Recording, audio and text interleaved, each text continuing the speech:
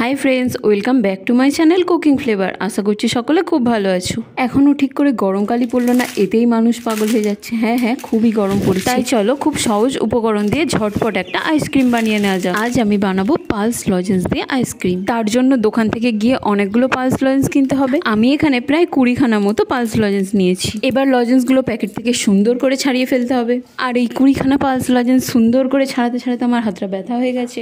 যাই হোক, আমি ততক্ষণ লজেন্সগুলো ছাড়াতে থাকি আর তোমরা কমেন্ট করে ফেলো তো তোমাদের ওখান ঠিক কতটা গরম পড়েছে। আর এছাড়া যদি তোমাদের কোনো পছন্দের আইসক্রিমের রেসিপি থাকে সেটাও আমাকে কমেন্ট করতে পারো, আমি অবশ্যই বানানোর চেষ্টা করব।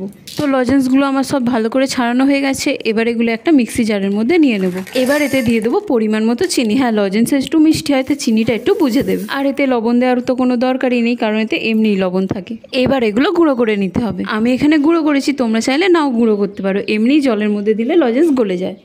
এবার এই লজেন্সের গুঁড়োটা একটা বোলের মধ্যে ঢেলে নিচ্ছি। ভালো করে ঝেড়ে ঝেড়ে ঢেলে নিতে হবে, একটু যেন না লেগে থাকে, কারণ 20 টাকা দিয়ে কিনেছি। দরকার পড়লে মিক্সির বাটি ধুয়ে জলটাও দিয়ে দেবে। যাই হোক, লজেন্সের গুঁড়ো অনুযায়ী জলটা দিয়ে দিতে হবে। এরপর এতে দিয়ে দিচ্ছি অর্ধেক গন্ধরাজ লেবু, এতে এটা খেতে আরও ভালো হয়।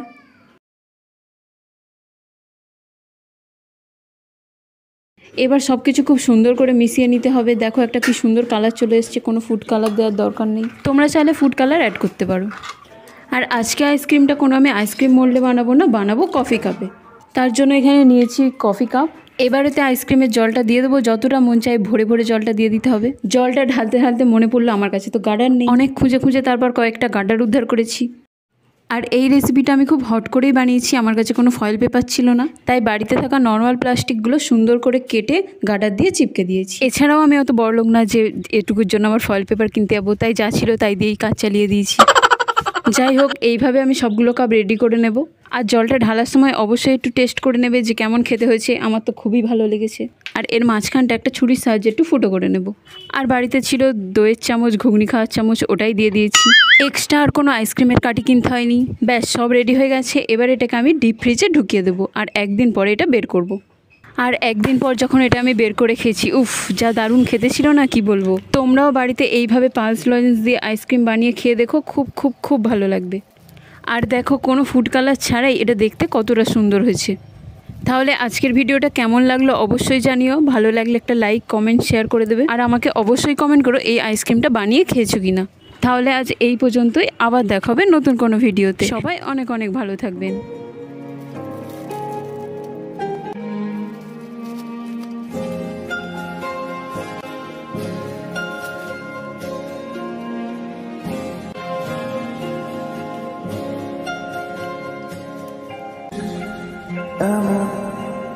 এভাবে তুই থেকে যা স্বভাবে,